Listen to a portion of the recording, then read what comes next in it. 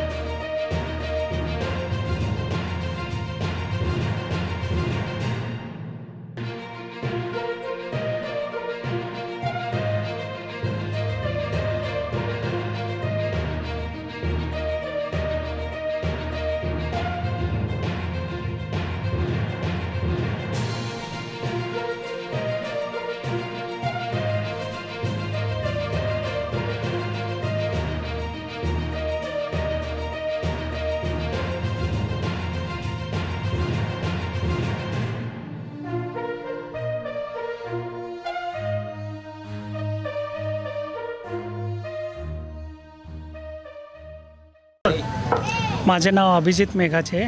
आम्ही इथं सध्या आता मंडळाला अष्टविनायक तरुण मंडळाला भेट दिली. खूप छान सुंदर देखावा यांनी केलेला आहे.